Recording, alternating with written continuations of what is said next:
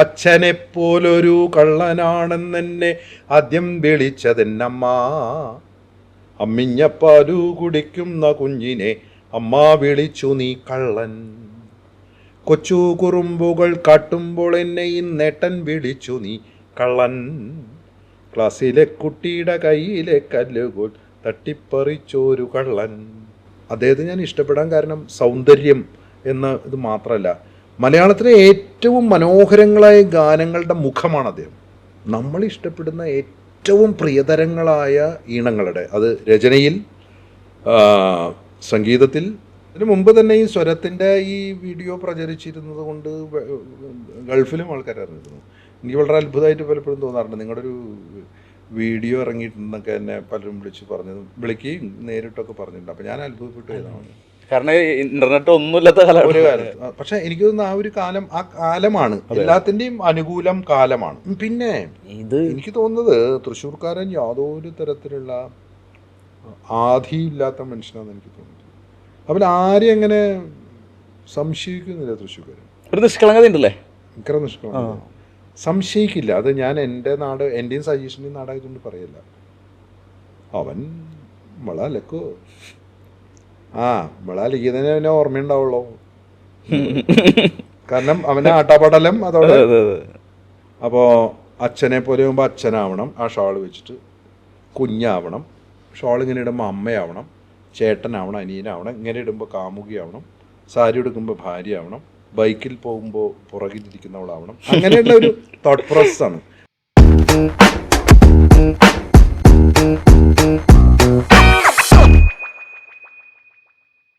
Hello സ്പീക്കിങ്ങിൻ്റെ ആദ്യ എപ്പിസോഡിലെത്തുന്നു. മലയാളിക്ക് ഒരു പരിചയപ്പെടുത്തലിൻ്റെയും ആവശ്യമില്ലാത്ത ഒരേ ഒരു Jayaraj Warrier. Hello speaking. I am speaking, you are speaking. എനിക്കിപ്പോൾ കുറേ വർഷങ്ങൾക്ക് മുമ്പേ ഞാൻ ആദ്യമായിട്ട് ജയരാജേട്ടനെ കാണുന്നൊരു നിമിഷം മനസ്സിലേക്ക് ഓർമ്മ വരികയാണ്. അത് ആമ്പല്ലൂരിൻ്റെ അടുത്ത് നെന്മണിക്കര എന്നൊരു സ്ഥലം. അവിടെ പരിപാടി കാണാൻ വേണ്ടിയിട്ട് ഞാനും എൻ്റെ അനിയനും കൂടി ബസ് കയറി വരികയാണ്. എന്നിട്ട് ആമ്പല്ലൂർ ഇറങ്ങിയിട്ട് വഴിയൊക്കെ ചോദിച്ചിട്ട് നടന്നു പോകണം. കുറേ കഴിഞ്ഞ ഒരു അംബാസഡർ കാർ വന്നു. എന്നൊരു വെളുത്ത് ഒരു കുറേ മുടിയൊക്കെ ആയിട്ട്, തല നിറയെ മുടിയൊക്കെ ആയിട്ട്, ഒരു നീളം ജുബയൊക്കെ ആയിട്ട്, ഒരു ടർക്കിയൊക്കെ ഇങ്ങനെ തുളത്ത് ഇങ്ങനെ കിടക്കുന്നത്. അങ്ങനെ ഒന്ന് ബാഗൊക്കെ ആയിട്ട് സ്റ്റേജിലേക്ക് വന്ന് കയറി. അവിടെ വന്ന് പരിപാടി അങ്ങ് തുടങ്ങി. ഒരു 1.5 മണിക്കൂർ സമയമൊക്കെയാണ്. അതിൽ പാട്ട്, അനുകരണം, കവിതകൾ ചൊല്ലുന്നു, അഭിനയം, തമാശ, നർമ്മം. അങ്ങനെ 1.5 മണിക്കൂർ കഴിഞ്ഞ് ഈ അവതാരകൻ സ്റ്റേജ് മുഴുവൻ നിറഞ്ഞാടി.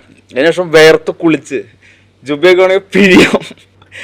അത്രയും ഇതാണ്. ആളുകളൊക്കെ വളരെ ഹാപ്പി ആയിട്ടുള്ള, ഞാനും ഹാപ്പി ആയിട്ടാണ് അവിടെ നിന്ന് മടങ്ങിയത്. ആ ഒരു കാലഘട്ടം മലയാളിയെ കയ്യിലെടുത്ത് അമ്മാനം അടിയ ഒരു കാലഘട്ടം അല്ലേ? അതെ. തിരിഞ്ഞു നോക്കുമ്പോൾ എനിക്കും അതൊരു എന്തോ വലിയൊരു അത്ഭുതമായിട്ടാണ് തോന്നുന്നത്. ഇന്നാണെങ്കിൽ അങ്ങനൊരു ഏകാംഗ പ്രകടനത്തിന് സാധ്യത വളരെ കുറവാണ്.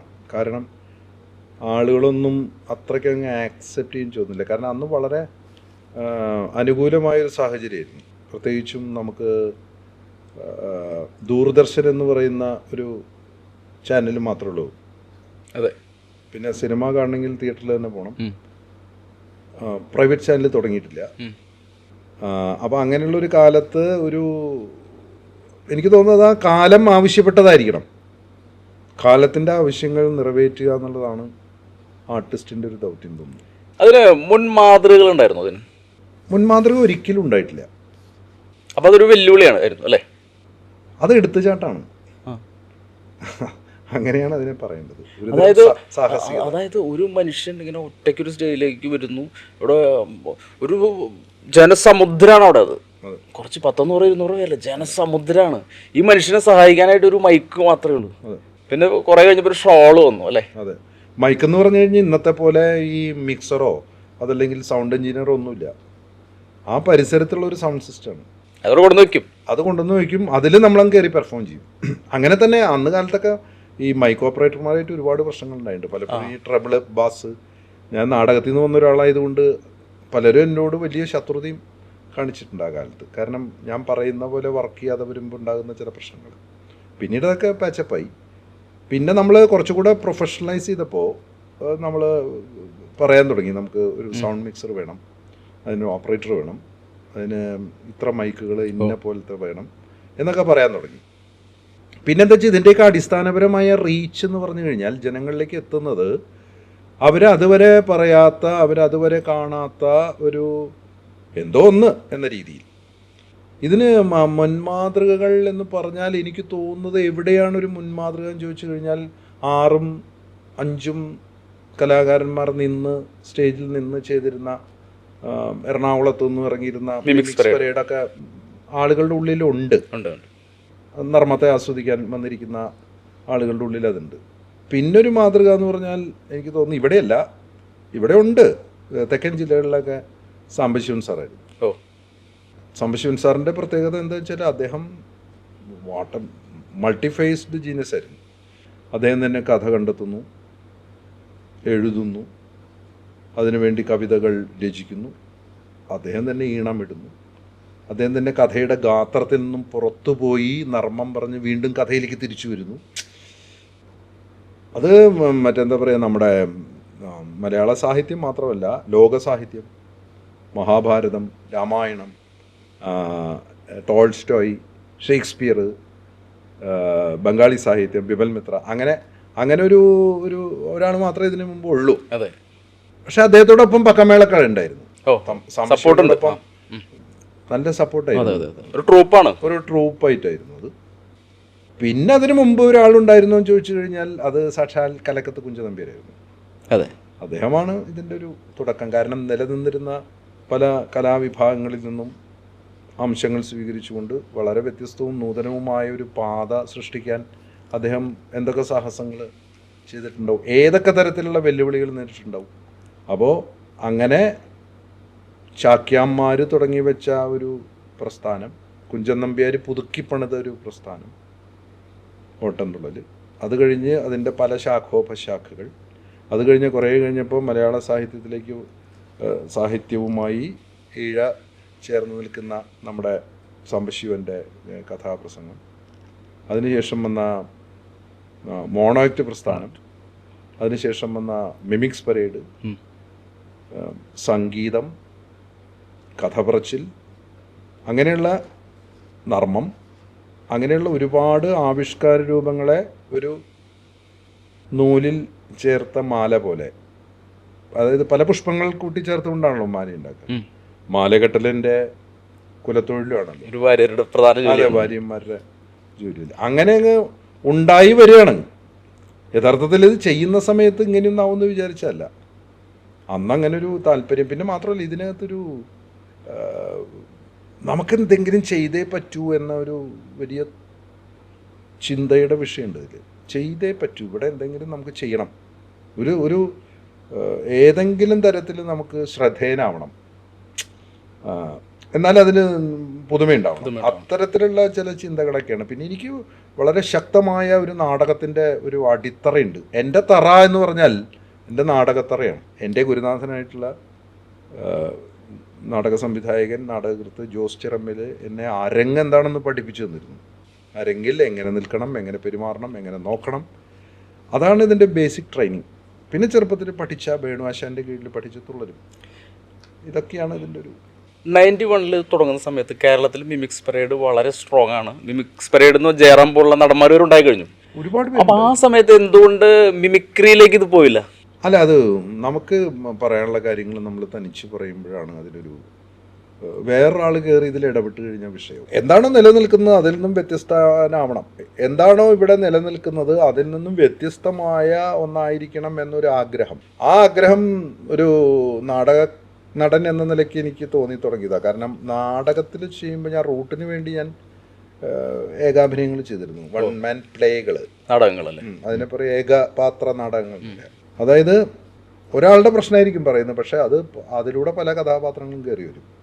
അങ്ങനൊരു തിയേറ്റർ ഒരു റൂട്ട് ഉണ്ടായിരുന്നുകൊണ്ട്, നാടകത്തിൻ്റെ ഒരു പാതയിലൂടെ വന്നതുകൊണ്ട് എനിക്ക് കുറേയൊക്കെ ഒരു ധൈര്യം ഉണ്ടായിരുന്നു.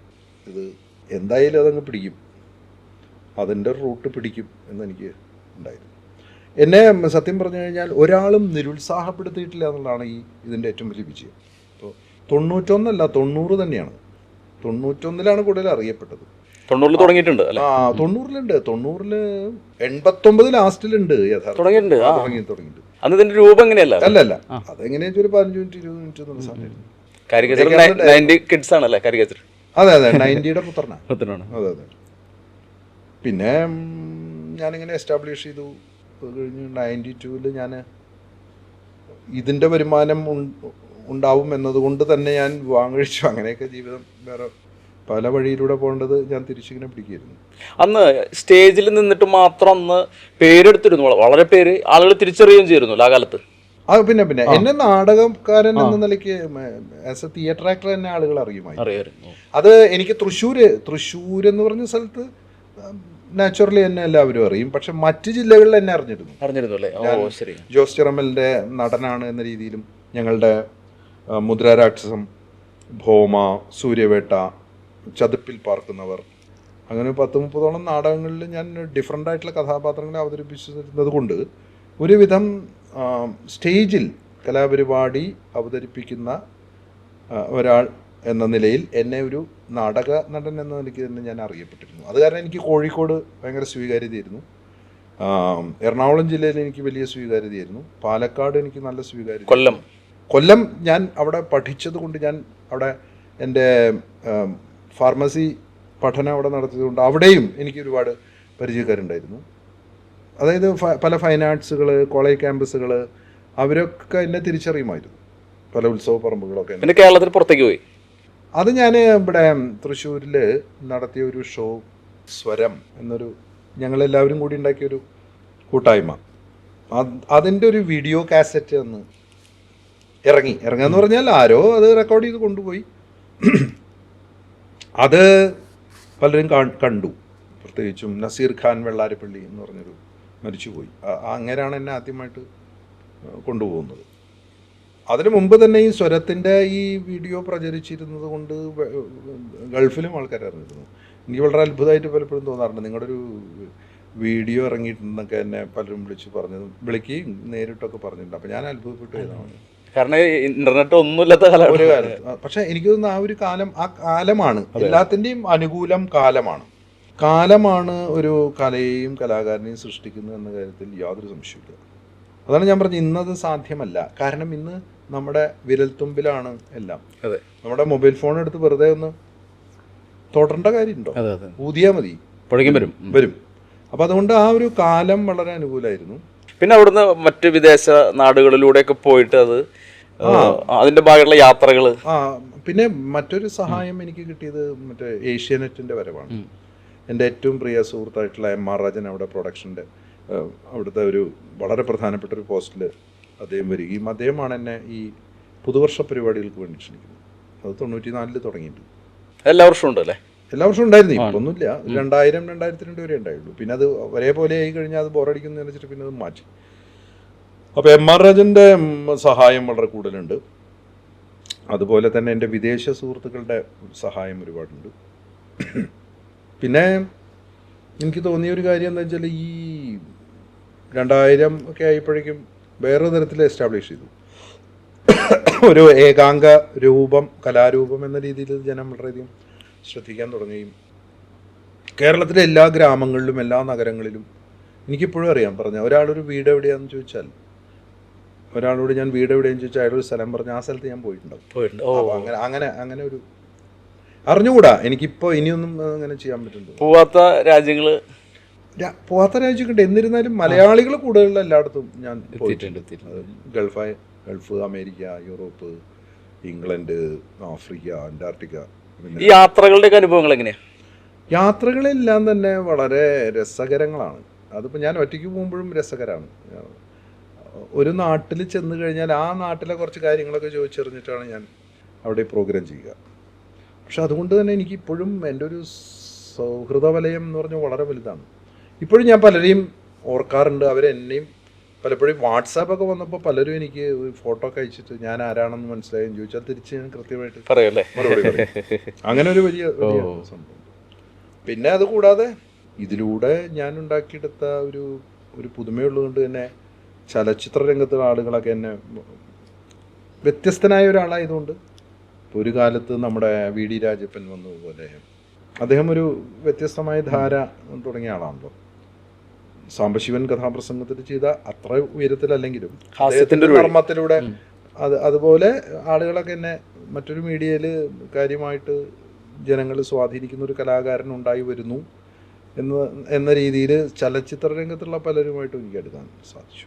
അതിൽ ഏറ്റവും പ്രധാനപ്പെട്ട ആള് നെടുമുടി വേണുചേട്ടനും ഭരത് ഗോപിയേട്ടനും ജോൺ ബോളങ്ങളും ഒരു ടോട്ടൽ കലാകാരൻ. ഇവരൊക്കെ വലിയ കലാകാരന്മാരല്ലേ, വേണുചേട്ടനും ഗോപിച്ചേട്ടനും ഒക്കെ വലിയ വലിയ വലിയ ആക്ടേഴ്സ് അല്ലേ, വലിയ ആൾക്കാരല്ലേ. ജയചന്ദ്രൻ. അതെ, അല്ല അതുകൂടാതെ ഭരതേട്ടൻ, സംവിധായകൻ ഭരതേട്ടനായിട്ട് ബന്ധമുണ്ടായി.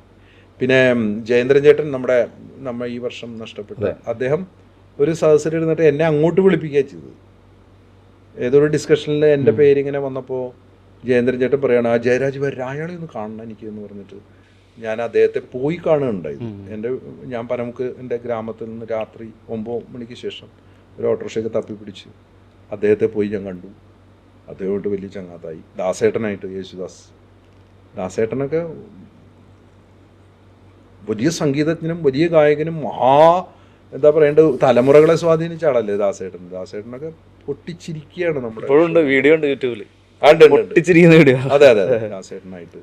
പിന്നെ ഏറ്റവും ഗ്രേറ്റ് ആയിട്ടുള്ള ദേവരായ മാസ്റ്ററായിട്ട് ഞാൻ കണ്ട വലിയ മഹാന്മാരെന്ന് ദേവരായ മാസ്റ്റർ, രാഘവ മാസ്റ്റർ. പിന്നെ നമുക്ക് എന്താ പറയേണ്ടത്, ഒരേ സമയം നമ്മൾ ബഹുമാനിക്കുകയും നമ്മളോട് നർമ്മങ്ങൾ പറയുകയും ചെയ്ത ഏറ്റവും ഏറ്റവും ബഹുമാനവും സ്നേഹവും ആദരവുമുള്ള Azhikode sir, MT വാസുനായർ sir, ONV Kurup sir. അങ്ങനെ എന്താ അറിയില്ല, എൻ്റെ ഒരു യോഗം ഒരു ഇവരൊക്കെ ആയിട്ട് എനിക്ക് സൗഹൃദം സ്ഥാപിക്കാനും. മോഹൻലാൽ, ഓഫ് കോഴ്സ്, തീർച്ചയായിട്ടും മോഹൻലാലായിട്ടും മമ്മൂക്കയായിട്ടും വളരെ വലിയ സൗഹൃദങ്ങൾ എനിക്ക് സ്ഥാപിക്കാൻ സാധിച്ചിട്ടുണ്ട്. ഒറ്റയ്ക്ക് ഇങ്ങനെ ഒരു കല കൈകാര്യം ചെയ്യുക എന്ന് പറഞ്ഞാൽ എന്തോ ഒരു അവർക്ക് എല്ലാവർക്കും അത്ഭുതമാണ്, ഒരു സ്നേഹവും. എത്ര ടെൻഷൻ അടിച്ചിരിക്കുകയാണെങ്കിലും ഞാൻ ഈ മേൽപ്പറഞ്ഞ ആളുകളുടെ അടുത്തൊക്കെ ചെല്ലുമ്പോൾ അവരെനിക്ക് വളരെ വലിയൊരു അവരുടെ കൂടെ ഇരിക്കാനും ഒപ്പം അവരുടെ ചുണ്ടുകളിൽ ഒരു ചിരി വിരിയുന്നത് കാണാനും ഒരു ഭാഗ്യമാണ്. ഞാൻ പറഞ്ഞല്ലോ, ഞാൻ എൻ്റെ ഒരു സാധ്യതകൾ പൂർണ്ണമായി ഉപയോഗിക്കാത്ത ഒരാളാണ്. എൻ്റെ ബന്ധങ്ങളും എനിക്ക് ഇങ്ങനെയൊക്കെ മതി എന്നാണ് ഇപ്പോഴും. അതെ, ഇപ്പോഴും എന്നോട് പലരും പറയും, നിങ്ങൾക്ക് അവരെ വിളിച്ചുകൂടെ, ഇവരെ വിളിച്ചുകൂടെ, അവരോട് പറഞ്ഞുകൂടെ. പക്ഷെ എനിക്ക് എന്താണെന്നറിയില്ല, ഞാനൊരു വളരെ ഫാമിലി ഓറിയൻറ്റഡ് ആയിട്ടുള്ള ആളാണ്. എനിക്ക് വീട്ടിൽ ഒഴിവ് സമയത്ത് ഇരിക്കാനായിട്ടും ഇഷ്ടം. ഇത്ര അനുഭവമുള്ള ഒരാളൊരു പുസ്തകം എഴുതിയിട്ടില്ല ഇതുവരെ? ഒരുപാട് അനുഭവമുണ്ട്. ഞാൻ എഴുതി വെച്ചിട്ടുണ്ട് കുറേ, പക്ഷെ എനിക്കത് ഞാൻ തന്നെ അതിൽ അടയിരിക്കണം. അതായത് എൻ്റെ ഉള്ളിൽ തന്നെ വലിയൊരു കാലവർഷം തിമർത്തു പെയ്യണം. എന്തിൻ്റെ എൻ്റെ ഉള്ളിൽ തന്നെ ഒരു വലിയ കാലവർഷവും ഒരു വേനൽക്കാലവും മഞ്ഞുകാലവും അതുപോലെ എല്ലാ ഋതുക്കളും എനിക്ക് അനുകൂലമായിട്ട് ഇരിക്കാവുന്നൊരു സമയം വരണം. എന്ന് പറഞ്ഞാൽ ഞാൻ പരിപൂർണമായും മറ്റുള്ളവർക്ക് വിട്ട് ഇരിക്കണം. അപ്പോൾ അത് സംഭവിക്കില്ല. പലതും പലരും എഴുതാൻ ശ്രമിച്ചിട്ടുണ്ട് എൻ്റെ കൂടെ ഇരുന്നിട്ട്. പക്ഷേ അതിൽ നിന്ന് ഞാൻ സാറ്റിസ്ഫൈഡ് അല്ല. എനിക്കതിൻ്റെ ഒരു ഭാഷ വലിയൊരു വിഷയമാണ്. അത് പരിപൂർണമായും നർമ്മത്തിൽ അധിഷ്ഠിതമായിരിക്കണമെന്ന് ഞാൻ വിശ്വസിക്കുന്നു. എന്നാൽ ഞാൻ എഴുതി വെച്ച അധ്യായങ്ങളൊക്കെ ഉണ്ട് കുറേ. ഇപ്പം ഇന്നലെയും കൂടി ഞാൻ ഒരു വലിയൊരു അധ്യായം എഴുതി വെച്ചു. അതെനിക്ക് എങ്ങനെയാണെന്ന് വെച്ചാൽ ഈ പ്രായമാകുമ്പോഴത്തൊരു വിഷയമാണുണ്ട്. ചിലപ്പോൾ 3 മണിക്കൊക്കെ എണീക്കും. ഞാൻ പണ്ട് 3 മണിക്ക് ഉറങ്ങിയിരുന്ന ആളാണ്. നാടകകാലത്തല്ലേ? നാടകകാലല്ല, കാരിക്കേച്ചറിൻ്റെ കാലം. നാടകകാലത്ത് കൃത്യമായിട്ട് ഉറങ്ങിയിരുന്നു. ആ നാടകം കളിക്കുന്നിടത്ത് ഉറങ്ങാം. കാരിക്കേച്ചറിൻ്റെ എന്താ വെച്ചാൽ ഞാനിപ്പോൾ തിരുവനന്തപുരത്ത് ഒരു പ്രോഗ്രാം കഴിഞ്ഞാൽ രാത്രി മുഴുവൻ ഉറങ്ങാതെ വീട്ടിൽ വരും. ഇപ്പോൾ കൊച്ചിയിലായാലും മറ്റേ കോഴിക്കോടായാലും കണ്ണൂരായാലും അത് കഴിഞ്ഞ് വന്ന് കിടക്കുമ്പോൾ 2:30-3 മണിയാവും. പിന്നെ ഞാൻ 8 മണി വരെയൊക്കെ ഉറങ്ങിയിരുന്നു. പക്ഷെ ഇപ്പം അതല്ല, എനിക്ക് കുറേ കൂടെ ഞാൻ എൻ്റെ കയ്യിലേക്ക് കാര്യങ്ങൾ വന്നപ്പോൾ ഞാൻ നേരത്തേക്ക് ഉറങ്ങും. പക്ഷേ ചിലപ്പോൾ 3 മണിക്ക് എണീക്കും. 3 മണിക്കൊക്കെ എണീറ്റ് കഴിഞ്ഞാൽ അപ്പോൾ ഞാൻ എഴുതും. അപ്പോൾ എന്താ വെച്ചാലും ബ്രെയിനിൻ്റെ കപ്പാസിറ്റി ഗംഭീര. സരസ്വതി യാമം. സരസ്വതി അതല്ലെങ്കിൽ നമ്മുടെ ഡോപ്പമീൻ്റെ എന്തെങ്കിലുമൊക്കെ ആയിരിക്കും. ആ സമയത്ത് ഇങ്ങനെ കൈ ഇങ്ങനെ വേമ്പും. അതടച്ചു വെച്ചിട്ട് ഒരു കട്ടൻ ചായക്ക് ഉണ്ടാക്കി കുടിച്ച്, ഞാൻ വൈഫിനെയൊന്നും വിളിക്കില്ല, കട്ടൻ ചായക്ക് ഞാൻ ഉണ്ടാക്കി കുടിച്ച് ഒരു 3-4 ദിവസം വെള്ളം കുടിച്ച് അത് എഴുതി കഴിഞ്ഞ് ബാത്റൂമിലൊക്കെ പോയി വന്ന് പിന്നെ വീണ്ടും കിടക്കും. അപ്പോൾ ഞാൻ പറഞ്ഞു വരുന്നത്, അത് ഇത്രയും വാക്കുകൾ എൻ്റെ ഉള്ളിൽ ഉള്ളത് കൊണ്ട് അത് എഴുതാനൊന്നും എനിക്ക് ബുദ്ധിമുട്ട് തോന്നില്ല. പക്ഷെ അതിനൊരു മനസാന്നിധ്യത്തിൻ്റെ കുറവുണ്ട്, മടിയുണ്ട്. പിന്നെ എനിക്ക് ആലോചിക്കുമ്പോൾ തോന്നി എന്തിപ്പോൾ ഞാൻ എഴുതാനുള്ളത്, എൻ്റെ എല്ലാ കാര്യങ്ങളും യൂട്യൂബിലും ഒക്കെ കിടക്കില്ലേ. അപ്പോൾ അതിന് അതിൻ്റേതായ ഒരു സമയം അനുകൂലമാകുമ്പോൾ അത് വരും. ഈ കാരിക്കേച്ചറിനെ പറ്റി ഓർക്കുമ്പോൾ എൻ്റെ മനസ്സിലേക്ക് ഓടിയെത്തുന്ന വളരെ ഇപ്പോഴും ഓർക്കുമ്പോൾ ഒരു കൊതി കേൾക്കാനുള്ള കള്ളൻ കവിത ഉണ്ടല്ലോ, അത് അത് വെറുതെ ഒരു കവിത മാത്രമല്ല, അത് അതിനനുസരിച്ചുള്ള എക്സ്പ്രഷനും എന്താ പറയുക ഒരു അക്ഷരങ്ങൾ ഉപയോഗിച്ചുള്ള ചില ജീവിതത്തിൻ്റെ ഒരു മനുഷ്യൻ്റെ ജീവിതപാതയാണ് അത്. ജീവിതത്തിൻ്റെ വഴികളിൽ നമുക്ക് ചില പേരുകൾ വന്നു വീഴുമല്ലോ.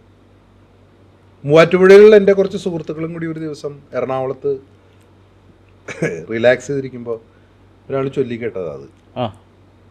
അപ്പോൾ അതെൻ്റെ ഉള്ളിൽ കയറി, അതിങ്ങനെ കയറി. പിന്നെ അതിങ്ങനെ വാമൊഴിയായിട്ട് നമ്മൾ ചൊല്ലാൻ തുടങ്ങി. സ്റ്റേജിലൊന്നുമില്ല, ഞാൻ നേരത്തെ പറഞ്ഞു. അത് നാടകകാലത്താണോ? നാടകകാലത്ത്, എൻ്റെ ഒരു അലച്ചിലിൻ്റെ കാലത്ത്, എനിക്ക് തോന്നുന്നത് 86-87 കാലത്തൊക്കെ ആയിരിക്കും. അത് കഴിഞ്ഞിട്ട് ഈ കവിത ഞാൻ തിരക്കി പോയപ്പോൾ എവിടെയും കോപ്പി കിട്ടാനില്ല. ചന്ദ്രകാന്തം എന്നാണ് അതിൻ്റെ പേര് കവിതയുടെ. അപ്പോഴാണ് അറിയുന്നത് PN വിജയകുമാർ, ഇവിടെ തൃശ്ശൂർ ജില്ലാ ജഡ്ജിയായിട്ടുള്ള അദ്ദേഹമാണ് എഴുതിയത്. ഞാൻ അദ്ദേഹത്തെ അന്വേഷിച്ചു പോയി, അയ്യന്തോള്. അപ്പോൾ അദ്ദേഹം വന്ന് ജില്ലാ ജഡ്ജി ആയിട്ടിരിക്കുന്ന സമയം. അപ്പോൾ അദ്ദേഹം പറഞ്ഞു, എന്നെ അറിയാം, നാടക പ്രവർത്തനം എന്നുള്ളതായിരിക്കും, കാരിക്കേച്ചറിസ്റ്റ് എന്നുള്ള എനിക്കറിയാം. അദ്ദേഹം 90-കളുടെ ആ സമയത്തൊക്കെ എൻ്റെ ഒരുപാട് പരിപാടികൾ കാണാൻ വന്നിട്ടുണ്ട്. അപ്പോൾ അദ്ദേഹത്തോട് ഞാൻ പറഞ്ഞു, എനിക്കിതൊന്ന് പ്രസൻറ്റ് ചെയ്യണം. അപ്പോൾ പറഞ്ഞു, ധൈര്യമായിട്ട് ചെയ്തോളൂ എന്ന് പറഞ്ഞു. ജീവിതത്തിൻ്റെ പല ഘട്ടങ്ങളിലൂടെ കടന്നു പോകുന്ന കൊച്ചു കുഞ്ഞായിരിക്കുമ്പോൾ അച്ഛനെപ്പോലെ, അച്ഛനാണല്ലോ കള്ളൻ, അച്ഛനെപ്പോലൊരു കള്ളനാണെന്നെ ആദ്യം വിളിച്ചതെന്നമ്മ, അമ്മിഞ്ഞപ്പാലു കുടിക്കുന്ന കുഞ്ഞിനെ അമ്മ വിളിച്ചു നീ കള്ളൻ, കൊച്ചു കുറുമ്പുകൾ കാട്ടുമ്പോൾ എന്നെ ഇന്നേട്ടൻ വിളിച്ചു നീ കള്ളൻ, ക്ലാസ്സിലെ കുട്ടിയുടെ കയ്യിലെ കല്ലുകൾ തട്ടിപ്പറിച്ചോരു കള്ളൻ, കക്കാതെ കവരാതെ കള്ളം പറയാതെ കള്ളനാകുന്നു ഞാനെന്നും, അച്ഛനോടമ്മിണി ടീച്ചർ പറഞ്ഞു പഠിക്കാൻ മിടുക്കനീ കള്ളൻ, ഓടുമ്പോൾ ചാടുമ്പോൾ ഒന്നാമനാകുമ്പോൾ കൂട്ടുകാർ ചൊല്ലി നീ കള്ളൻ. അപ്പം ഞാനൊരു തിയേറ്റർ പേഴ്സൺ ആയിരുന്നുകൊണ്ടാണ് എനിക്ക് അത് വെച്ചിട്ട്, ആ ഷാള് വെച്ചിട്ട് അതിന് പല കഥാപാത്രങ്ങളും പല കാലങ്ങളിലൂടെ കടന്നു പോകാൻ പറ്റും. ഇത് ഭർത്താവ് ബീഡി വലിക്കുന്ന സീനൊക്കെ രാത്രി ഇങ്ങനെ താഴമൂണു കഴിഞ്ഞു ഞാൻ അസ്വസ്ഥനായിട്ടുലാത്തുന്ന നേരം, കള്ളച്ചിരിയോടടക്കം പറഞ്ഞവൾ പിള്ളേരുറങ്ങിയില്ല കള്ള. ആക്ടിങ്ങിന് സാധ്യതയുണ്ട്. വിജയകുമാർ സാർ ഒരു അസാധ്യമായ എഴുത്താണത്, എനിക്ക് വളരെ ഇഷ്ടപ്പെട്ടു. അന്ന് കാലത്ത് ഇഷ്ടപ്പെടുകയും ഞാൻ ഇപ്പോഴും ആ കവിതയെ, പിന്നീട് എന്താ വെച്ചാൽ ഞാൻ കുറേ അവതരിപ്പിച്ചു കഴിഞ്ഞപ്പോൾ സലീം കുമാറൊക്കെ അത് അവതരിപ്പിക്കാൻ തുടങ്ങി. അപ്പൊ പിന്നെ ഞാൻ അത് വേണ്ട, സലീം കുമാർ അന്ന് മറ്റേ നാഷണൽ അവാർഡ് കിട്ടിയ ഒരു ആക്ടറാണ്. അപ്പോൾ പിന്നെ ഞാൻ അവതരിപ്പിക്കുമ്പോൾ ചിലപ്പോൾ ജനം പറയുന്നത്, അല്ല അതിന് മുമ്പ് അറിയാം ആൾക്കാർക്ക് ഞാൻ അവതരിപ്പിച്ചു തുടങ്ങിയെന്നറിയാം. പിന്നെ അതങ്ങ് അയാൾ അവതരിപ്പിച്ചോട്ടെ. ഇപ്പോഴത് യൂട്യൂബിൽ ഇല്ല എന്നുള്ളതാണ്. അതെ, ഇനി ഉണ്ടാവും. അതല്ല, വേറെ ആരൊക്കെ ചെയ്തിട്ട് എനിക്ക് തന്നെ അയച്ചു. അത് എനിക്ക് അയച്ചു തരുന്നത് ഞാനിത് ചെയ്ത് കാണാത്ത ആൾക്കാരാ. നോക്കൂ, ഇതൊക്കെ നിങ്ങൾക്ക് ചെയ്തുകൂടെ. അപ്പൊ ഞാൻ പറഞ്ഞു, ഐ സ്റ്റാർട്ടഡ് ദിസ്. അതെ, അല്ല അത് നല്ലതാ. നമ്മുടെ ഒന്നും കോപ്പിറൈറ്റ് ഒന്നും ഇല്ല അതില്. അത് വിജയകുമാർ സാറിന്റെ കോൺട്രിബ്യൂഷനാണ്.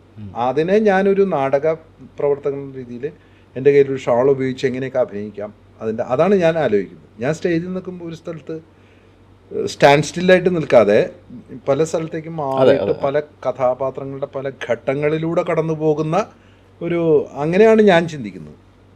അപ്പോൾ അച്ഛനെ പോലെ ആകുമ്പോൾ അച്ഛനാവണം, ആ ഷാൾ വെച്ചിട്ട് കുഞ്ഞാവണം, ഷാൾ ഇങ്ങനെ ഇടുമ്പോൾ അമ്മയാവണം, ചേട്ടനാവണം, അനിയനാവണം, ഇങ്ങനെ ഇടുമ്പോൾ കാമുകിയാവണം, സാരി എടുക്കുമ്പോൾ ഭാര്യയാവണം, ബൈക്കിൽ പോകുമ്പോൾ പുറകിലിരിക്കുന്നവളാവണം. അങ്ങനെയുള്ള ഒരു തോട്ട് പ്രോസസ്സാണ്.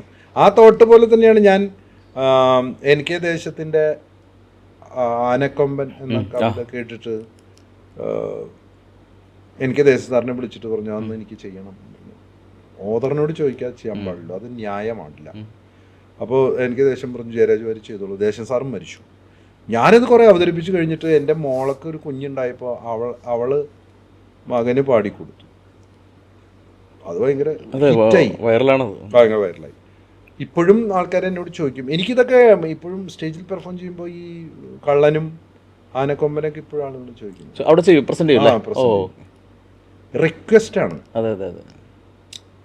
പിന്നെ ഗൾഫിലും അവിടെ ഇവിടെയൊക്കെ പോകുമ്പോൾ അവർക്ക് ഇഷ്ടപ്പെട്ട കുറേ ഐറ്റങ്ങളുണ്ട്. ഇപ്പോൾ ഭരത് ഗോപി സാറിൻ്റെ അദ്ദേഹത്തിൻ്റെ ആക്ടിങ്. ഇത് ഞാനൊരു കാര്യം ചോദിക്കണം, ഈ അനുകരണം അതുവരെയൊക്കെ ശബ്ദാനുകരണമായിരുന്നുണ്ടായിരുന്നു. ഇപ്പോൾ ജയരേട്ടൻ അന്നൊക്കെ പറഞ്ഞാൽ മോഹൻലാലിനെ പോലെ നിൽക്കുമ്പോൾ ആ ചെരിവ് മാത്രമല്ല, മുഖത്തിൻ്റെ എക്സ്പ്രഷൻ അകലേന്ന് തോന്നും മോഹൻലാലിൻ്റെ. ഭരത് ഗോപിയുടെ നെടുമുടി വേണുവിൻ്റെ നടത്തം, അതെ, ഇതൊക്കെ ആ ഒരു ഫേസിലേക്ക് ഇതിൻ്റെ ഒരു മോർഫിങ് കൊണ്ടുവന്നത് അതെങ്ങനെയാണ്? സത്യം പറഞ്ഞു കഴിഞ്ഞാൽ ഒരു തരത്തിലുള്ള തയ്യാറെടുപ്പും ഇല്ല എന്നതാണ് കാര്യം. എങ്ങനെയാണ് പിന്നെ അത് പെർഫോം ചെയ്തിട്ട് പെർഫെക്ഷൻ ആയതാ? അത് ശരി ശരി. ഒരു വലിയ പ്രോസസ്സ് ഉണ്ട് ഇതിനകത്ത്. ആ പ്രോസസ്സിൻ്റെ പേരെന്താ വെച്ചാൽ ഒബ്സർവേഷൻ, നിരീക്ഷണം, റിട്ടൻഷൻ, ബ്രെയിനിൽ കിടക്കുന്നത്. ഇതെല്ലാവരും ചെയ്യുന്നുണ്ട്. എല്ലാവരും എല്ലാ കാര്യങ്ങളും ഒബ്സർവ് ചെയ്യുന്നുണ്ട്. അതുകൊണ്ടാണല്ലോ ഓർമ്മയിൽ നിന്ന് എടുത്ത് പറയുന്നത് അവിടെ കിടക്കണമുണ്ട്. പക്ഷേ റീപ്രൊഡക്ഷനാണ് നമ്മൾ ചെയ്യുന്നത്. മറ്റൊന്ന് ഇന്നോവേഷൻ എന്നൊരു വാക്കുണ്ട്, കണ്ടെത്തൽ. ഒരു കണ്ടെത്തലേ ഉണ്ടാവുള്ളൂ. അതായത് ഒരു സാധനം ഒറിജിനൽ ഉണ്ടാവും. അതായത് ഇപ്പോൾ ഞാൻ പറയുകയാണെങ്കിൽ ഇപ്പോൾ എന്താ ഉദാഹരണം പറയേണ്ടത്, ഭരത് ഗോപി എന്ന നടൻ ഒരു നാടകത്തിലും സിനിമയിലും പുതിയ ഒരു ഇന്നോവേറ്റീവായിട്ടുള്ള ഒരു കണ്ടെത്തൽ നടത്തിയ ആളാണ്. ആ ഇന്നോവേഷൻ, ആ ഒരു ഒറിജിനാലിറ്റിയെ നമ്മൾ ഇമിറ്റേഷൻ ആക്കുക. അപ്പോൾ ഒന്നേ ഉണ്ടാവുള്ളൂ, ഇന്നോവേഷൻ. പിന്നെ ചെയ്യുന്നതൊക്കെ ഇമിറ്റേഷനാണ്. അതെ. ഇപ്പോൾ ഒരു പ്രോഡക്റ്റ്, ഇതൊരു മാനേജ്മെൻറ്റ് തിയറി ആക്കാൻ വേണമെങ്കിൽ അതിൻ്റെ വിദഗ്ധർ ഒരൊറ്റ ഒറിജിനൽ ഉണ്ടാവുള്ളൂ. ഒരു ബിസ്ക്കറ്റ് എന്ന് പറഞ്ഞാൽ ഒറ്റ സാധനം ഉണ്ടാവുള്ളൂ. അതൊരു ഇന്നോവേഷനാണ്. പിന്നെ അതിൻ്റെ ഇമിറ്റേഷൻ. ഇപ്പം നാടകം എന്ന് പറഞ്ഞാൽ അത് ഇന്നോവേഷനാണ്. പിന്നെ അതിൻ്റെ പല ഭാവങ്ങളിൽപ്പെട്ട ഒന്നാണ് നമ്മളൊക്കെ. അങ്ങനെ എല്ലാത്തിലും ഉണ്ട്, ഏതിലും ഉണ്ട്. ഇപ്പോൾ ഒരു സിറ്റി, ഒരു മഹാസിറ്റി, ഇപ്പോൾ മുംബൈ എന്ന് പറഞ്ഞാൽ അത് ഒരു സാധനമാണ്. പിന്നെ അതുപോലെ മറ്റു നഗരങ്ങൾ അതിനെ പിന്തുടർന്ന് വരും. ഇപ്പോൾ ദുബായ് എന്ന് പറഞ്ഞാൽ ഒരു സിറ്റിയാണ്, ന്യൂയോർക്ക് എന്ന് പറഞ്ഞ സിറ്റിയാണ്, ഫ്രാങ്ക്ഫർട്ട് എന്ന സിറ്റിയാണ്. പിന്നെ അതിൻ്റെ ഇമിറ്റേഷൻസ് ഉണ്ടാവും. അപ്പോൾ രണ്ട് കാര്യങ്ങളുള്ളൂ ഇവിടെ. ഇന്നോവേറ്റീവ് ആവുക, ഒരു ഇന്നോവേറ്റീവ് ആയതിൽ നിന്ന് ഒരുപാട് ഇമിറ്റേഷൻസ് ഉണ്ടാവും. ഇപ്പം ഞാൻ പറയാം, ഈ തകിടം മറിച്ച് ഒരാൾ വരിക എന്ന് പറയില്ല. ഇപ്പം യേശുദാസ്, ദാസേട്ടൻ എന്ന് പറയുന്ന ഒരു മഹാനായ ഗായകൻ, അതുവരെ ഉണ്ടായിരുന്ന ആളുകളുടെ മൃഗ, ഇവിടെ ഒരു സാധനം വെച്ചിട്ട് ഇങ്ങനെ അതായിരുന്നു. അതിനെ മാറ്റിയിട്ട് അദ്ദേഹമാണ് അവിടെ ഒരു ശബ്ദത്തിൻ്റെ മാധുര്യവും അതിൻ്റെ ഡെപ്തും വെച്ചിട്ട് ഒരു ആലാപന ശൈലി കൊണ്ടുവന്നത്. അദ്ദേഹത്തെ മറികടക്കാൻ പിന്നെ ആർക്കും പറ്റാത്തത് ഉണ്ട്. ജയേട്ടനുണ്ട്. ജയേട്ടൻ അദ്ദേഹത്തെ അനുകരിക്കാതെ ഒരു പാത തുടങ്ങിയല്ല. അതുകൊണ്ട് അദ്ദേഹം അതിൻ്റെ തൊട്ട. അപ്പോൾ ഇന്നോവേഷൻ ഒരാളുണ്ടാവും. ഇപ്പോൾ അഭിനയത്തിൻ്റെ കാര്യത്തിൽ പറയുകയാണെങ്കിൽ, ഇപ്പോൾ ഗാനകലയുടെ കാര്യത്തിൽ ദാസേട്ടുണ്ട്, അഭിനയകലയിൽ സത്യൻ സാറാണ്. സത്യൻ സാർ എന്ന് പറഞ്ഞാൽ അതൊരു വലിയ ഇന്നോവേഷനാണ്. അതുവരെയുള്ള ഹീറോ അല്ല, നാച്ചുറൽ ആക്ടിങ്, വളരെ വലിയ പുതുമയോടുകൂടി ഒരു ആക്ടിങ് ശൈലി കൊണ്ടുവന്നു. അതിൻ്റെ പിന്നെ ഒരുപാട് എത്ര പേര് അദ്ദേഹത്തെ അനുകരിച്ചു. അപ്പോൾ അങ്ങനെയുള്ള അതാണ് വൻ പ്രതിഭകൾ. കുഞ്ചൻ നമ്പ്യാരാണ് ഏറ്റവും വലിയ ഇന്നോവേഷൻ എൻ്റെ കാഴ്ചപ്പാട്. അതിൽ നിന്ന് എത്ര ശാഖകളുണ്ടായി, എത്ര ഉണ്ടായി. അപ്പോൾ ഈ രണ്ട് കാര്യങ്ങളാണ് ഇതിൽ ഏറ്റവും പ്രധാനം. ഏത് കാര്യത്തിലും നോക്കിയോളൂ, അത് കലയിലായാലും ബിസിനസ്സിലായാലും രാഷ്ട്രീയത്തിലായാലും. രാഷ്ട്രീയത്തിലുണ്ട് അത്. EMS നമ്പൂതിരിപ്പാട് എന്ന് പറഞ്ഞ ഒരു കണ്ടെത്തലാണ്. കെ കരുണാകരൻ ഒരു വലിയ കണ്ടെത്തലാണ്, പറയാവുന്നതാണ്. വലിയൊരു കണ്ടെത്തലാണ്. അദ്ദേഹത്തോട് ആശയപരമായ വിയോജിപ്പുകളൊക്കെ ഉണ്ടാവും, പക്ഷെ അതൊരു വലിയ പ്രസ്ഥാനമാണ്. അങ്ങനെയാണിത്. ഇപ്പം MT Vasudevan Nair, MT sir എന്ന് പറഞ്ഞാൽ അതൊരു വേറെ പാത അങ്ങോട്ട് തുറന്ന ആളാണ്. പ്രസംഗകലയിൽ നമ്മൾ എന്തൊക്കെ പറഞ്ഞാലും അഴീക്കോട് മാഷല്ലേ അതിൻ്റെ ഒരു. വിജയൻ മാഷ് വളരെ ചിന്താപരമായി വളരെ ഡെപ്തിൽ കാര്യങ്ങൾ പറയുന്ന ഒരാളാണ്. അതിന് വലിയ പ്രേക്ഷകരല്ല, അതിന് വളരെ ബുദ്ധിപൂർവ്വം ചിന്തിക്കുന്ന ആൾക്കാരെ കൂടുതൽ. അപ്പോൾ അങ്ങനെ ഇന്നോവേറ്റീവ് ആയിട്ടുള്ള കുറേ സംഭവങ്ങളെ നമ്മൾ ഇമിറ്റേറ്റ് ചെയ്തു. മഹത്തായ കാര്യമൊന്നുമല്ല നമ്മൾ ചെയ്തു. ഏറ്റവും അധികം ജനഹൃദയങ്ങളിലുള്ള ആളുകളെ അവരാണെന്ന് തോന്നിപ്പിക്കുന്ന രീതിയിൽ അവർ പറയാൻ സാധ്യതയുള്ള വാക്കുകൾ ഉപയോഗിച്ചു, സമകാലീനമായി ബന്ധിപ്പിച്ചു എന്ന് മാത്രമല്ല, അവർ പറയാൻ സാധ്യതയുള്ള വാക്കുകൾ നമ്മൾ പറഞ്ഞിട്ടുള്ളൂ. പഴിക്കോട് മാഷ് എപ്പോഴും പറയുന്ന വാക്കാണ് അസാധാരണമായ. ഇവിടെ ഞാൻ കാണുന്നത് അസാധാരണമായ ഒരു കാര്യമാണ്. എന്താണ് അതിലെ അസാധാരണത്വം? ആ വാക്ക് ഉപയോഗിക്കാതെ അദ്ദേഹത്തിൻ്റെ ഒരു പ്രസംഗം ഉണ്ടാവില്ല. ഞാൻ ആലോചിക്കുന്നത് അതുണ്ടാവും. ഇപ്പം MT സാറ് പറയുകയാണെങ്കിൽ 2 ദിവസം മുമ്പ് അങ്ങനെ വാക്കുണ്ടാവും. ONV സാറ് പറയുമ്പോൾ അനസൂയ വിശുദ്ധം. എനിക്ക് ആ ഒരു ബന്ധത്തെ ഞാൻ അനസൂയ വിശുദ്ധമായ സൗഹൃദത്തോടെ അല്ലെങ്കിൽ മനസ്സോടെ ഞാൻ കാണുകയാണ്. അപ്പോൾ അതാണ് അതിൻ്റെ കാര്യം, അതാണ് എൻ്റെ എസൻസ്. അതാണ് അതിൻ്റെ എസൻസ്. അങ്ങനെ എല്ലാവർക്കും ഉണ്ടാവും. ഇപ്പോൾ സത്യൻ സാറിൻ്റെ മൂളൽ ലോകപ്രസിദ്ധമായ മൂളലാണ്. എനിക്ക് തോന്നുന്നത് ഷേക്സ്പിയൻ നാടകങ്ങളിലും നമ്മുടെ വലിയ നാടകങ്ങളിലൊക്കെ അങ്ങനെ ഒരു മൂളൽ കൊണ്ട് ഒരുപാട് പേര് ഒരു ദീർഘനിശ്വാസമൊക്കെ ഉണ്ടല്ലേ, അസാമാന്യ. അതിടയ്ക്ക് ഏതോ സ്റ്റേജിൽ ചേട്ടൻ ചെയ്യുന്നത് ഞാൻ പക്ഷേ എന്നെ വിശ്വസിക്കൂ അല്ലേ? അതെ അതെ, എന്നെ വിശ്വസിക്കൂ, ഞാൻ പറയുന്നത് കേൾക്കൂ. അന്നൊക്കെ അലർന്ന കാലഘട്ടമാണ് നടന്മാര് അല്ലേ? ആ സമയത്താണ് അദ്ദേഹം അതിൻ്റെ ഒരു നാടകീയതയെ ബ്രേക്ക് ചെയ്തിട്ട്, അല്ലെങ്കിൽ ഡയലോഗ് കൊണ്ട് സാമ്രാജ്യം തീർക്കായിരുന്നല്ലോ. ഡയലോഗ് കൊണ്ടാണ് ഇപ്പോൾ ആ ഡയലോഗുകളെയൊക്കെ തൂത്തെറിഞ്ഞിട്ട് അദ്ദേഹം ചില മൂളലുകൾ കൊണ്ടും ചില നോട്ടങ്ങളെ കൊണ്ടൊക്കെ വലിയ അർത്ഥങ്ങൾ ഉണ്ടാക്കി. അതാണ്. പിന്നെ മാത്രമല്ല, ഗ്ലാമർ എന്ന് പറഞ്ഞ സാധനത്തെ തട്ടിത്തെറിപ്പിച്ചല്ലോ. പ്രേം നസീർ സാർ എന്ന് പറഞ്ഞു കഴിഞ്ഞാൽ എനിക്ക് പ്രേം നസീർ സാർ എന്ന് പറഞ്ഞാൽ ഏറ്റവും ഇഷ്ടമാണ്. കാരണം അദ്ദേഹത്തെ ഞാൻ ഇഷ്ടപ്പെടാൻ കാരണം സൗന്ദര്യം എന്ന ഇത് മാത്രമല്ല, മലയാളത്തിലെ ഏറ്റവും മനോഹരങ്ങളായ ഗാനങ്ങളുടെ മുഖമാണ് അദ്ദേഹം. നമ്മൾ ഇഷ്ടപ്പെടുന്ന ഏറ്റവും പ്രിയതരങ്ങളായ ഈണങ്ങളുടെ, അത് രചനയിൽ, സംഗീതത്തിൽ, ആലാപനത്തിൽ ഏറ്റവും അധികം നമ്മെ സ്വാധീനിച്ച ഗാനങ്ങളുടെ ഏറ്റവും മനോഹരമായ മുഖം എന്ന് പറയുമ്പോൾ അദ്ദേഹത്തെ അല്ലാതെ ആരെ ആരാധിക്കുക നമ്മൾ? അതാണ് പലപ്പോഴും എന്നോട് പറയാറില്ലേ, സജീഷ് പറയാറില്ലേ, അവിടെ നിൽക്കണപ്പോൾ ഒരു പ്രേം നസീർ നിൽക്കുന്ന പോലെ. അപ്പോൾ അത് എൻ്റെ ഉള്ളിലുണ്ട്, അത് വരും. പക്ഷെ എനിക്ക് വേറെ കാര്യം പറയട്ടെ, ഞാൻ സിനിമയിൽ അഭിനയിച്ചപ്പോൾ ഞാൻ ആരുടെയും ഇല്ല ഒരു ഇമിറ്റേഷനും വരാതിരിക്കാൻ നോക്കി പല ക്യാരക്ടേഴ്സ് ചെയ്യുമ്പോൾ. പിന്നെ അവിടെ ഇവിടെയൊക്കെ ചിലപ്പോൾ വരിക വേണ്ട. അത് പക്ഷെ എന്താ വെച്ചാൽ ആ ചെയ്യുന്ന മിമിക്രി അല്ല ശരിക്കും, അല്ല ഇതൊരു വേറൊരു. കാരണം എന്താ വെച്ചാൽ മിമിക്രിയുടെ പെർഫെക്ഷൻ അതിലില്ല, എന്നാ അത് ഒറിജിനാലിറ്റിയാണ് താനും. ഒരു നല്ല ശബ്ദാനുകരണ കലാകാരനല്ല, അല്ല ശൈലികളാണ് കൂടുതൽ. എനിക്ക് തോന്നിപ്പിക്കലേ ഉള്ളൂ. അപ്പൊ നെടുമുടി ചേട്ടൻ്റെ ശബ്ദം അല്ലേ ശൈലി? അതായത് എനിക്ക് തോന്നിപ്പിക്കുക എന്നുള്ളതാണ്. നമ്മള് റിസംബ്ലൻസ് ആണ്, നാച്ചുറൽ സൗണ്ടിന്റെ റിസംബ്ലൻസ് ആണ് യഥാർത്ഥ മിമിക്രി, അനുകരണം. നാച്ചുറൽ സൗണ്ട് തോന്നണം. എൻ്റെ ശബ്ദാനുകരണം അതല്ല, എനിക്കൊരു ജസ്റ്റ് തോന്നിപ്പിച്ചിട്ട് ഞാൻ എൻ്റെ വഴി കൂടെ. അപ്പൊ അതുകൊണ്ട് എന്നെ പലരും അംഗീകരിക്കുന്നില്ല. പക്ഷെ അതിലൂടെ ആശയങ്ങൾ കടത്തിവിടണം. അതായത് ഒരു വെഹിക്കിളാണ്. അതായത് ഞാനൊരു വെഹിക്കിളാണ് ആക്ച്വലി, അതാണ് യഥാർത്ഥ വാക്ക്. ഞാനാകുന്ന വെഹിക്കിളിലൂടെ ഇങ്ങനെ പലതിനെയും കടത്തിവിടുക. അതിൽ നടന്മാരിലൂടെ, സാംസ്കാരിക നായകന്മാരുടെ അവതരണത്തിലൂടെ, ഗായകരുടെ, സംഗീത സംവിധായകരുടെ അവരുണ്ടാക്കി വെച്ചതിനെ എന്നിലൂടെ ഇങ്ങനെ കടത്തി ഞാൻ അതിൻ്റെ ഒരു വാഹനമായിട്ട് ഞാൻ ഇങ്ങനെ മൂവ് ചെയ്യാണ്.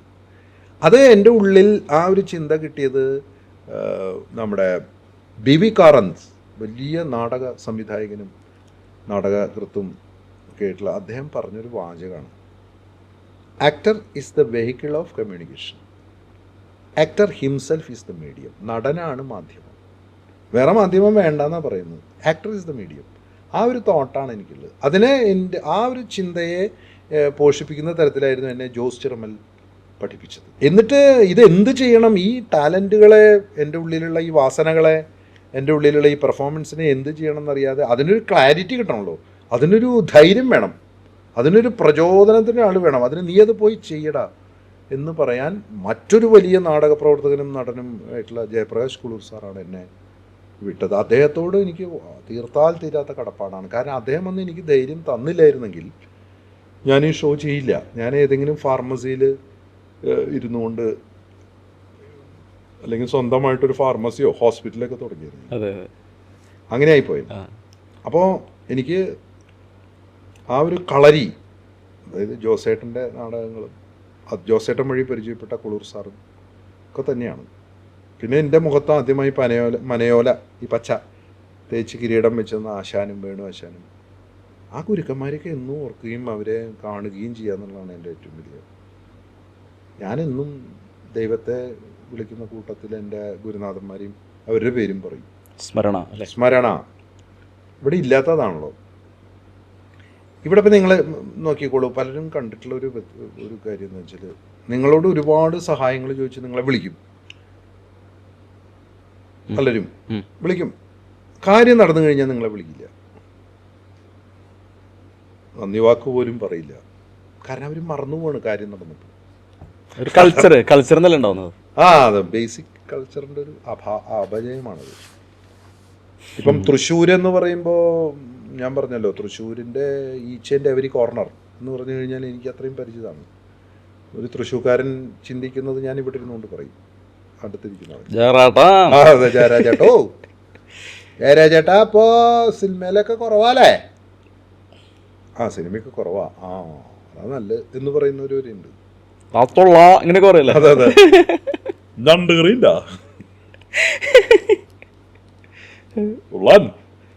ഇപ്പോഴും അതെ. എൻ്റെ ചില കമൻറ്റുകളിലൊക്കെ എൻ്റെ ഫോട്ടോ ഒക്കെ കണ്ടു കഴിഞ്ഞാൽ അതിച്ചുള്ള എന്നൊക്കെ പറയുന്ന ഈ തൃശ്ശൂർ ഭാഷയുടെ ഏറ്റവും പ്രധാനപ്പെട്ട ഞാനിങ്ങനെ ഓർത്തോർത്തിച്ചിരിക്കുന്നത് എല്ലാവരും ഐ ഗ്രൂപ്പുകാരാന്ന് പറയും. എന്താണ് ആണല്ലോ. ഇപ്പൊ തൃശ്ശൂർ പൂരത്തിന് തന്നെ നമ്മളെ കണ്ടപ്പോ എവിടെ ഇപ്പത് അതുപോലെ 4 പേര് സുഹൃത്തുക്കൾ സംസാരിച്ചിരിക്കുമ്പോ ഒരാള് ഞാൻ പോട്ടെ എന്ന് പറഞ്ഞ ഇതേ പിടിക്കത് അങ്ങനെ അങ്ങോട്ട് പോയാലോ അത് നമ്മൾ കണ്ടെത്തുക. നമ്മുടെ ഈ ചുറ്റുപാടുകളിൽ നിന്ന് കണ്ടെത്തലല്ലേ കല. പണ്ടൊരിക്കല് ജയരാട്ടൻ തന്നെ പറഞ്ഞു കേട്ടിട്ടുണ്ട്, ഏതൊരു എയർപോർട്ടിലിരിക്കുന്ന സമയത്ത് ഒരു വളരെ കോട്ടൊക്കെ ഇട്ടിട്ട് ഒരാള് അതെ അതെ അതെ അടുത്തേക്ക് നടന്നെടുത്തു. അതെ അതെ, ഭയങ്കര കണ്ടു കഴിഞ്ഞാൽ അയാള് ഏതോ ഒരു വലിയ ബിസിനസ് കക്ഷിയാണ്.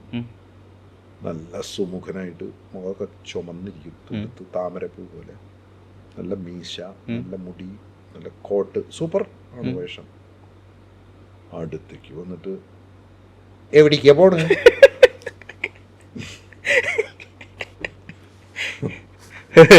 ഞാൻ ചിരിച്ചു. അന്നെ പരിചയണ്ടാ? ഇല്ല, ഞാൻ ഇങ്ങനെ എന്തോ എവിടെയോ കണ്ടിട്ടോ ഞാൻ ഇറച്ചി എളുക്കി എടുക്ക് എന്ന് പറയുന്നൊരു അതെ. ഇത് ഈ ഭാഷ ഭയങ്കര അല്ലേ നമ്മുടെ തൃശ്ശൂർ ഭാഷ അല്ലേ? പിന്നെ ഇത് എനിക്ക് തോന്നുന്നത് തൃശ്ശൂർക്കാരൻ യാതൊരു തരത്തിലുള്ള ആധിയില്ലാത്ത മനുഷ്യനാണെന്ന് എനിക്ക് തോന്നുന്നത്. അവൻ ആരെയും അങ്ങനെ സംശയിക്കുന്നില്ല തൃശ്ശൂർക്കാരൻ. ഒരു നിഷ്കളങ്കത ഉണ്ടല്ലേ? ഭയങ്കര നിഷ്കളങ്കത, സംശയിക്കില്ല. അത് ഞാൻ എൻ്റെ നാട്, എൻ്റെയും സജീഷിൻ്റെയും നാടായതുകൊണ്ട് പറയല്ല. അവൻ മളാലക്കോ മളാലിക്കുന്നതിനെ അവനെ ഓർമ്മയുണ്ടാവുള്ളൂ. കാരണം അവനെ ആട്ടാപ്പാടലം അതോടെ ഒരു, പിന്നെ മാത്രമല്ല കൾച്ചറലി ഒരു എന്തൊക്കെയോ ഒരു സംഭവം ഉണ്ട് തൃശ്ശൂർ. അതിൻ്റെ ഏറ്റവും വലിയ പ്രത്യേകത എന്താ വെച്ചാൽ അതെന്താ അങ്ങനെ വന്നതെന്ന് വെച്ചാൽ അത് ഞാൻ വളരെ കണ്ണിങ് ആയിട്ട് നീക്കിന്ന് പറയും. കണ്ണിങ് അതെ, അത് ഒരു നമ്മുടെ എന്തൊക്കെ ഷെയ്മേട് പിന്നെ അതെ നമ്മുടെ തൊള്ളാട്ടാ. എനിക്ക് ഭയങ്കര ഷെയ്മേടായി.